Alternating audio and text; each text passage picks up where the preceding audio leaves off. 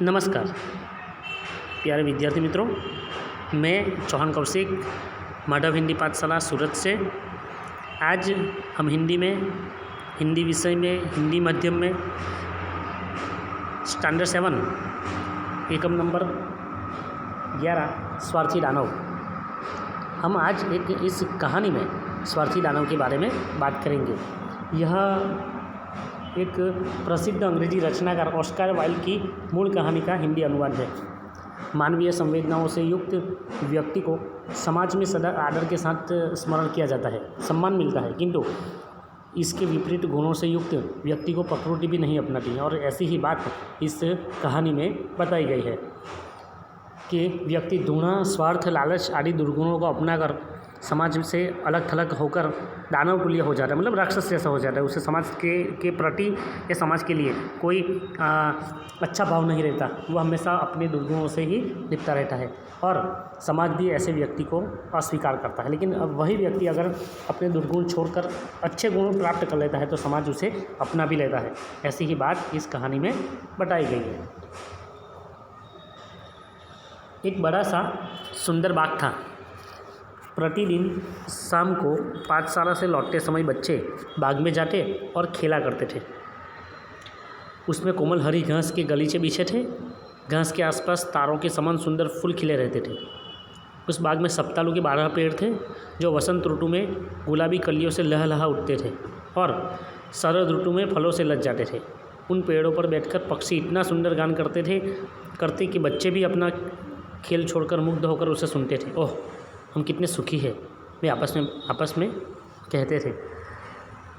एक यहाँ पर एक बगीचे का वर्णन है जिसमें बच्चे हर रोज़ शाम को स्कूल से छूटने के बाद पाठशाला से लौटते समय खेला करते थे।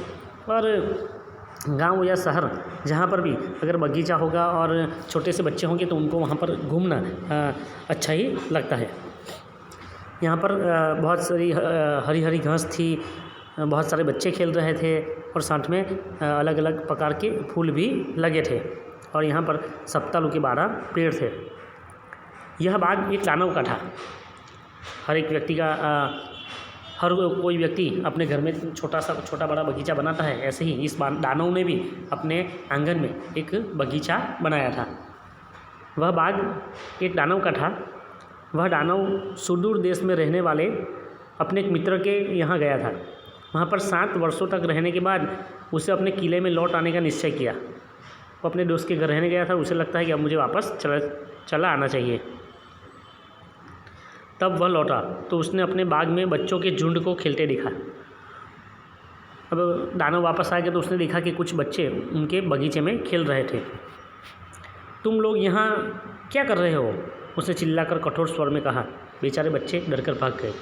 अगर हम भी किसी के वहाँ बाग बगीचे में बैठे और कोई चिल्लाए तो हम भी डरकर भाग जाते हैं। ऐसे ही दानव ने कहा, यह बाग मेरा है। सबको जान लेना चाहिए कि मेरे बगीचे में मेरे अलावा कोई दूसरा पैर भी नहीं रख सकता। उसने बाग के चारों ओर एक बड़ी दीवार बनवा दी और द्वार पर एक सूचना लगवा दी, प्रवेश निषेध। ज़्यादातर शहरों में ऐसा होता है कि बड़े बड़े मकानों में या फिर जहाँ पर किसी की निजी संपत्ति है वहाँ पर प्रवेश निषेध की बोर्ड लगवा दिए जाते हैं। वह एक स्वार्थी दानव था। दानव तो था लेकिन क्या था? स्वार्थी। बेचारे बच्चों के लिए खेल की और जगह नहीं रही। वे सड़क पर ही खेलते, पर सड़क पर धूल थी, नुकीले पत्थर थे, उन्हें वह जगह पसंद नहीं थी। पढ़ाई हो जाने के बाद वे बगीचे की दीवार के चारों ओर चक्कर लगाते और उस सुंदर बगीचे की तारीफ़ करते। ओह, हम इसमें कितने सुखी थे, वे आपस में कहते थे। बात यह है कि अब बच्चे बाग में खेलने नहीं जा सकते थे लेकिन बाहर खेलते थे। तो वहाँ पर रास्ते पर खेलना था तो थोड़ी दिक्कतें थी कि रास्ते पर नुकीले पत्थर थे, कोई वाहन आ जाए उसकी भी चिंता रहती थी। और साथ में अब उनको बाहर बाग में जितनी मज़ा आती थी उतनी नहीं आती, खुशी नहीं मिलती थी। और वो आपस में बात करते थे कि हम लोग पहले कितने सुखी थे। बसंत का आगमन हुआ, मौसम बदला। सारा देश नन्ही नन्ही कलियों और छोटे छोटे पक्षियों से सुशोभित हो उठा। उस स्वार्थी दानव के बगीचे में अभी तक शीतकाल ही बना हुआ था। मौसम बदल गया, लेकिन उस स्वार्थी दानव के बगीचे में का मौसम वैसा था वैसा ही रहा। उसके बाग में पक्षी न बसेरा करते न नाचते गाते। पहले तो ऐसा था कि पक्षी भी आते थे, नाचते गाते थे और खुश होते थे, लेकिन अब ऐसा नहीं होता। पौधे भी वहाँ फलना फूलना भूल गए। अब पौधे जो थे वो भी फलना फूलना भूल गए। एक दिन एक सुंदर से फूल ने घास में से अपना मुंह दिखाया था, किंतु प्रवेश निषेध की उस सूचना को देखकर उसे बच्चों के लिए इतना रंज हुआ कि वह उसी धरती की गोद में समा गया। यहाँ पर इस बगीचे में एक फूल खिला था, लेकिन जैसे ही वो थोड़ा बड़ा हुआ उसने वो प्रवेश निषेध की सूचना सुन ली और उसे उस बच्चों के दुख का पता चला कि वो बच्चे कितने अच्छे थे जो यहाँ पर खेलने आते थे, अब वो नहीं आ सकते, और इसलिए वो भी वापस धरती में समा गया, मतलब मुरझा गया, फिर कभी बाहर नहीं आया। उस बाग पर किसी की मेहरबानी थी तो बर्फ़ और कोहरे की। वसंत तो इस बाग को अछूता ही छोड़ गया है। उन्होंने कहा, चलो वर्ष भर हम इसमें निर्वाह करेंगे, मतलब पूरे साल तक यहाँ पर रहेंगे। बर्फ़ ने अपनी सफ़ेद चादर से बगीचे की हरियाली को ढक लिया। अब शीत के मौसम में इस बगीचे में चारों तरफ बर्फ़ छा गई, इसलिए वो हरियाली थी वो ढक गई। कोहरे ने बड़े वृक्षों पर सफ़ेदी चढ़ा दी। उन्होंने उत्तर की हवा को आमंत्रित किया और वह भी उनके साथ आकर रहने लगी। अब इस बगीचे में ना कोई फूल खिलता था, ना कोई बच्चे देखने खेलने के लिए आते थे, बस कुछ नहीं होता था, सिर्फ बर्फ़ छाई हुई थी। दिन रात ठंडी हवा के झोंके उस बगीचे में लहर मारते। यह तो बड़ा आनंद की जगह है। उन्होंने आपस में कहा, यहाँ तो ओले भी आ जाए तो अच्छा।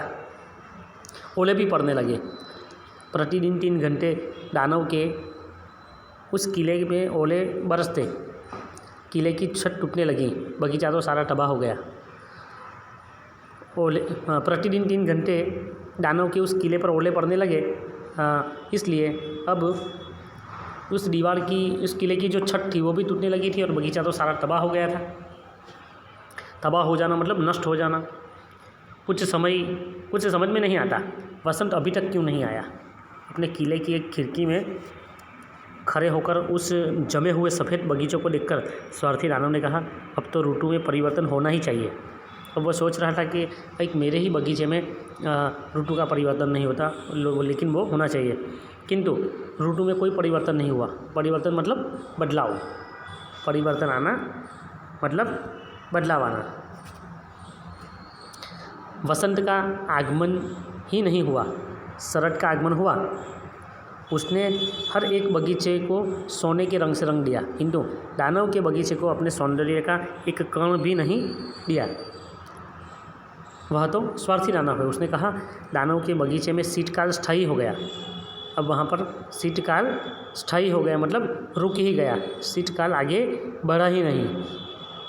ये जो शीतकाल है वो आगे बढ़ा ही नहीं, वो वहाँ पर स्थायी ही हो गया।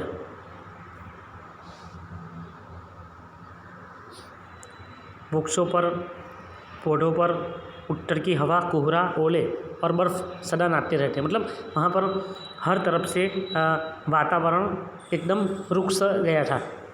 जैसे बाकी जगह पर जितने वातावरण में बदलाव होते थे, ऐसा बदलाव यहाँ पर नहीं आया। एक दिन सवेरे अपने बिछौने में पड़े पड़े दानव को एक मधुर संगीत सुनाई दिया। संगीत इतना कर्णप्रिय मधुर था कि उसने समझा राजा को कोई गवैया पास से जा रहा होगा, पर वहाँ और कोई नहीं। खिड़की के बाहर एक छोटी सी चिड़िया चहक रही थी। एक दिन सवेरे ऐसा होता है कि वो दानव नींद से जागा और उसके कानों पर मधुर ध्वनि सुनाई दी, आवाज़ सुनाई दी, और वो सोचने लगा कि ये इतनी अच्छी आवाज़ किसी राजा के गवैये की होगी। लेकिन वो बाहर जाकर देखता है तो उसे वहाँ पर एक चिड़िया चहक रही होती है। ऐसे भी हर एक पक्षी जो अपनी भाषा में, अपनी बोली में जो कुछ भी बोलता है, गाता है, वो हमेशा से हमें मधुर ही लगता है, क्योंकि हर एक पक्षी को ईश्वर ने कोई ना कोई ऐसी शक्ति ही दी है। तो अगर कोयल भी सुबह सुबह हमारे आंगन में आकर महकने लगती है तो हमें अच्छा लगता है। उसी क्षण से आंधी पानी रुक गया। ओले गिरने बंद हो गए। सुगंध से लदे हुए हवा के एक हल्के झोंके ने उसे आनंदित कर दिया।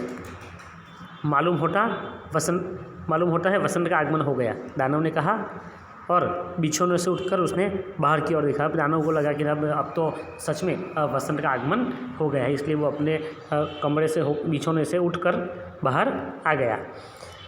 उसे बहुत ही अद्भुत दृश्य दिखाई दिया। अब तक तो दानव यही सोचता था कि मेरे जो बगीचा है मेरा, उसके अंदर सिर्फ ओले और कोहरे से ही वो भरा हुआ है, लेकिन अब ऐसा नहीं है।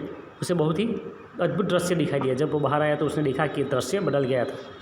दीवार के एक छोटे छेद में से बच्चे भीतर घुस आए हैं और वे पेड़ों की शाखाओं पर बैठे हैं।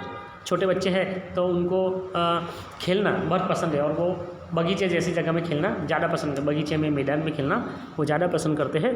तो यहाँ पर बच्चे वो उस किले की एक छोटी सी दीवार थी, दीवार की छेद में से आकर वो पेड़ों की शाखाओं पर बैठे हैं। जो पेड़ उसे दिखाई दिया उसी पर उसने एक बच्चे को बैठा देखा। दानव ने जो पेड़ देखा उस पर एक बच्चा बैठा हुआ था। उन बच्चों को पाकर वे पेड़ इतने आनंदित हुए कि उनका हृदय खिल उठा। कोमल पुष्प राशि से सजाकर पेड़ों ने अपनी शाखाओं को बच्चों पर पसार दिया।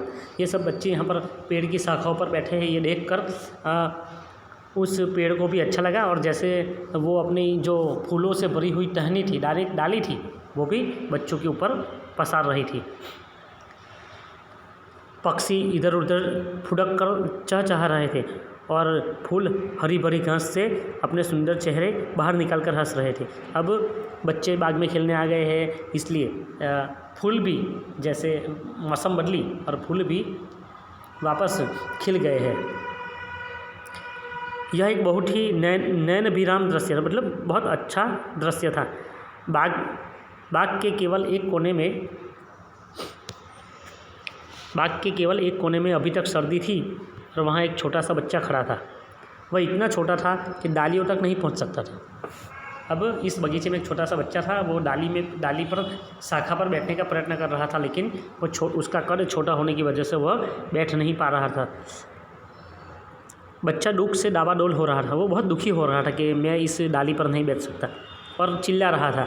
उस बेचारे पेड़ पर भी अभी बर्फ़ जमी हुई थी और उत्तरी हवा उसे झकझोर रही थी।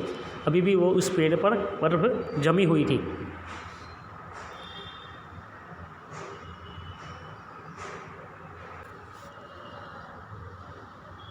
चढ़ जाओ बच्चे, चढ़ जाओ, पेड़ ने कहा और अपनी डालियाँ उसकी ओर झुका दी, किंतु बच्चा इतना नन्हा था कि उन पर नहीं चढ़ सका।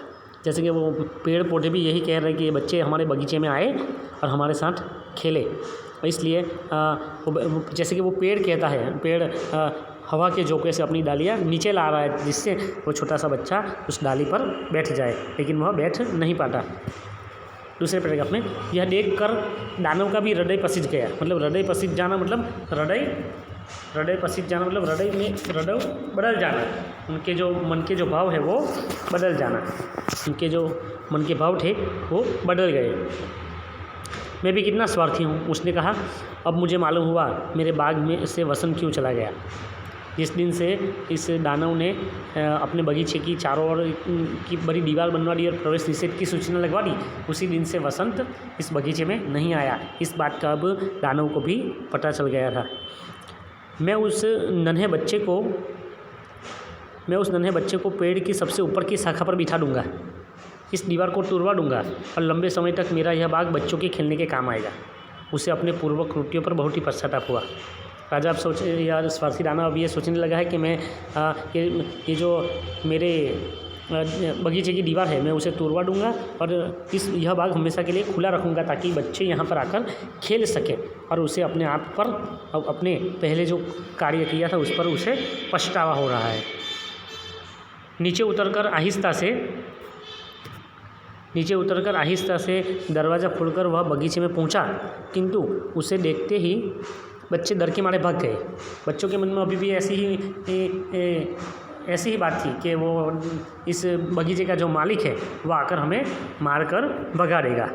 बगीचे में फिर सीट ने अधिकार जमा लिया। वह एक छोटा सा वह एक छोटा बच्चा वहीं खड़ा रहा। उसकी आँखों में आंसू भरे हुए थे, पर दानव को नहीं देख पाया। दबे पाँव बच्चे के पास पहुंचकर दानव ने उसे उठाकर वृक्ष पर बिठा दिया। दानव ने जैसे पहले ही सोचा था कि मैं उस बच्चे को उठाकर उस वृक्ष की पेड़ की डाली पर बिठा दूंगा। वृक्ष फूल पत्तों से लहलहा उठा। पक्षी आकर उस पर गान करने लगे। उस बच्चे ने अपने दोनों नन्हे हाथ बढ़ाकर दानव के गले में डाल दिए और उसे चूम लिया। दानव ने इस बच्चे के प्रति प्रेम दर्शाया, इसलिए अब वो बच्चा भी दानव के प्रति प्रेम दर्शाता है। उसकी गले में दोनों बाहें डालकर उसके गालों को चूम लेता है। दूसरे बच्चे भी यह देखकर कि दानव अब दुष्ट दानव नहीं रहा है, दौड़कर बगीचे में आ गए। बाकी जो बच्चों ने देखा, जो भाग रहे थे कि ये दानव हमें परेशान करके आए, तो वो सब बच्चे वापस दौड़ कर आए और बगीचे में आ गए। वो सोच में पड़ गए कि अब वो दानव पहले जैसा नहीं रहा। उन बच्चों के साथ ही वसंत लौट आया। अब वसंत भी आ गया। बच्चों, अब यह बाग तुम्हारा है, खूब खेलो कूदो। उसने बगीचे की दीवार तुड़वा डाली। जब दोपहर को लोग बाजार जा रहे थे तो उन्होंने देखा दानव बच्चों के साथ अनुपम बाग में खेल रहा है। यहाँ पर अब बच्चे भी वापस बाग में खेलने आ गए हैं और दानव ने वो दीवार भी तुड़वा दी है। और आते जाते लोगों ने भी ये देख लिया है कि हाँ, दानव अब पहले जैसा नहीं रहा, अब वो अच्छा आदमी बन गया है। इस कहानी में हमें यह सीख मिलती है कि जो भी व्यक्ति अपने जो बुरे अवगुण हैं या फिर उनके जो बुरे गुण हैं उसे हमेशा दूर करना चाहिए और अच्छे गुणों का संग्रह करना चाहिए। क्योंकि अगर हम अच्छे गुण वाले व्यक्ति रहेंगे, अगर हम में कुछ अच्छे गुण होंगे तो लोग हमारे साथ बात करेंगे, हमें बुलाएंगे, हमारे साथ अच्छा व्यवहार करेंगे, हमें मान सम्मान देंगे। लेकिन अगर हमारा व्यवहार पूरा गलत है या फिर हमारे अंदर बहुत सारे अवगुण हैं तो कोई भी व्यक्ति हमारे नज़दीक नहीं आएगा, हमारा कोई मान सम्मान नहीं करेगा और ना ही कोई हमें अच्छी तरीके से बुलाएगा। इसलिए इस कहानी का बोध यह है कि हमें हमेशा से कोई भी व्यक्ति हो, चाहे वो हम उम्र में हमसे बड़ा हो चुका है, हर एक व्यक्ति के साथ हमें विनम्रता से और अच्छे से बात करनी चाहिए और साथ में हमेशा से अपने जीवन में अच्छे गुणों को लाना चाहिए। तो इस चैप्टर में हमने ये देखा। तो इसके साथ साथ अभ्यास के कुछ प्रश्न हैं, वो भी हम देख लेते हैं। तो दोस्तों, अभ्यास में कुछ प्रश्न हैं। निम्नलिखित प्रश्नों के उत्तर दीजिए। पाठशाला से लौटते समय बच्चे कहाँ खेला करते थे? तो उसका उत्तर है पाठशाला से लौटते समय बच्चे स्वार्थी दानव के बगीचे में खेला करते थे। दूसरा प्रश्न, दानव स्वभाव से कैसा था? आंसर, दानव स्वभाव में स्वार्थी था। तीसरा प्रश्न, बाघ पर किसकी मेहरबानी थी? आंसर, बाघ पर ओले, बर्फ़ और कोहरे की मेहरबानी थी। चौथा प्रश्न, बगीचे की हरियाली को किसने ढक लिया था? बगीचे की हरियाली को कोहरे,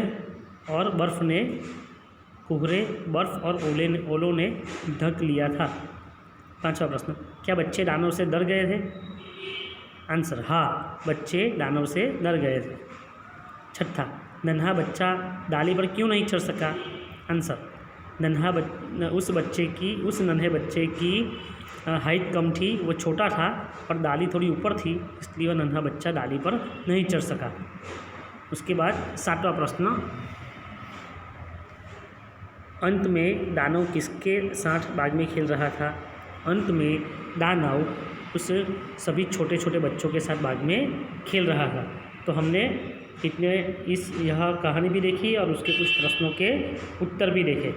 आगे के वीडियो में हम आपको इस विषय में, इस चैप्टर के आगे का स्वाध्याय भी कराएंगे। नमस्कार।